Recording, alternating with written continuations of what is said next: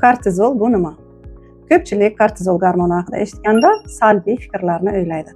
Semizlik, qorinda yog' bosishi, doimiy jahldorlik kabi.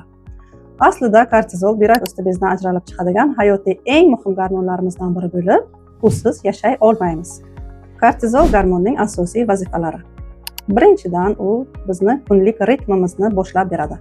Ya'ni tonggi soat 5-6 larda maksimal konsentratsiyada ajralib chiqib, insonni uyg'otadi. Keyingisi glyukoza va energiya balansini me'yorlashtirish. Ya'ni favqulodda holatlar, stress, kasallik holatlarida ortiqcha ajralib chiqib, organizmni glyukoza va energiya bilan ta'minlaydi. Yana bir vazifasi yallig'lanishga qarshi va antiallergen xususiyatidir. Shu sababli u bizni tabiiy og'riq qoldiruvchi dori vositamiz desak ham bo'ladi.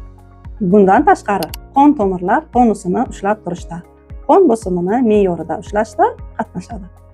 Hozirgi jadallashgan hayotimizda kechga borib insonning faollashishi oshib bormoqda. Ya'ni bu kechki ziyofatlar, kechki sport klublarida sport bilan shug'ullanish, tungi shahar, tunda ham hammani uyg'oq bo'lishi. Mana shu omillar natijasida kortizol gormonining sirkad ritmi buzilishi tez-tez uchrab turadi. Ya'ni u ertalab past miqdorda va kechga borib oshib borishi. Mana shu paytda inson kechqurun uyqusizlik, ovqatga ehtiyojni oshishi, ko'p ovqatlanish va natijada semizlik va qorinda yog' yig'ilishiga olib keladi. Kortizol muvozanatini to'g'irlash bo'yicha bepul qo'llanma tayyorlab qo'ydim. Directdan murojaat qiling va sizga yuboraman. Foydali kontentlarni o'tkazib yubormaslik uchun sahifamga obuna bo'ling.